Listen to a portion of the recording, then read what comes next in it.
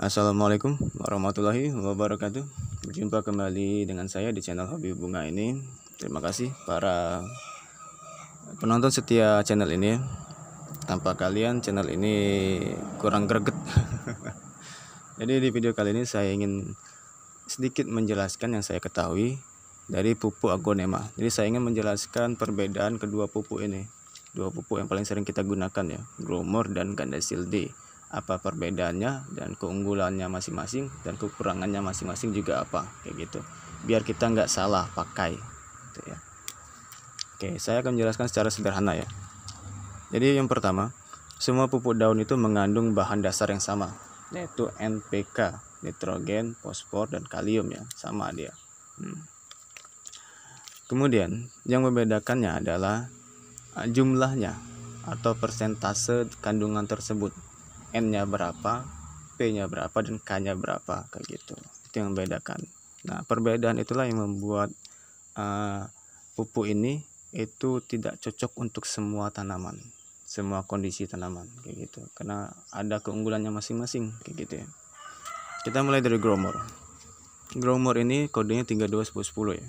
Growmore itu ada beberapa jenisnya, ada beberapa kodenya juga. Nah, kode itu membedakan fungsinya. 321010 artinya persentase nitrogennya itu 32%. Sedangkan fosfor dan kaliumnya itu hanya 10%. Artinya pupuk Growmore yang jenis ini itu lebih cocok ke tanaman itu kerdil.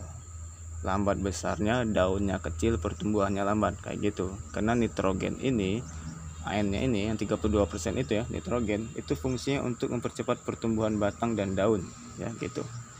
Menyuburkan tanaman terutama pada bagian batang dan daun gitu. Sedangkan fungsi dari fosfor dan kalium, kalau fosfor itu untuk mempercepat pertumbuhan bunga gitu. Jadi kalau fosfornya besar, untuk agonema jangan dipakai karena nanti akan banyak bunganya kayak gitu ya.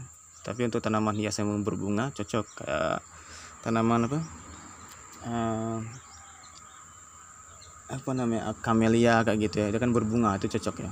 Tapi kalau untuk aglonema jangan dipakai kalau fosfornya besar kayak gitu. Kemudian kalau untuk kaliumnya sendiri itu untuk memaksimalkan penyerapan unsur hara pada tanaman kayak gitu ya. Karena saya gunakan Growmore yang jenis ini 3210, saya ingin lebih tinggi ke nitrogennya agar dia lebih cepat besar dan subur gitu.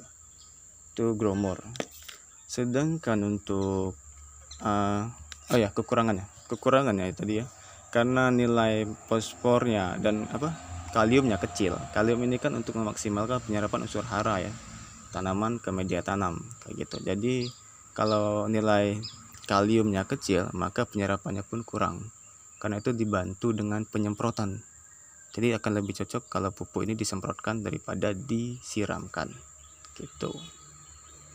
Oke, sekarang kita beralih ke pupuk Gandasil D, pupuk yang paling banyak digunakan juga. Gandasil D ini komposisinya ya, dia nitrogennya 20%, kemudian fosfornya 15%, kaliumnya 15%. Dia hampir sama. Dia lebih mengandalkan nitrogen ya. Nitrogennya lebih banyak 20%, sedangkan fosfor dan kaliumnya 15%. Jadi dia juga mengutamakan pada pertumbuhan batang dan daun. Namun hampir stabil ya, maksudnya karena dia hanya 20% nitrogen, sedangkan fosfor dan kaliumnya itu 15%. Jadi dia hampir sama, bedanya sangat sedikit sekali kayak gitu. Makanya banyak orang yang pakai gitu ya. Jadi kekurangannya ini hampir tidak ada sebenarnya karena dia sama. Namun karena kekurangannya hampir tidak ada, maka kelebihannya pun juga hampir tidak ada kayak gitu. Ini lebih cocoknya ke tanaman yang memang sudah stabil. Kayak tanaman kayak gini ya, dia sudah stabil kan, udah subur, udah sehat kayak gitu. Tinggal kita rawat aja ya gitu. Cocok. Tapi kalau untuk membooster pertumbuhan anakan yang kecil atau menyehatkan tumbuhan yang kerdil, dia nggak cocok. Karena dia ini lebih cocoknya ke perawatan yang sudah stabil. Sebab bahannya ini sama, seimbang kayak gitu.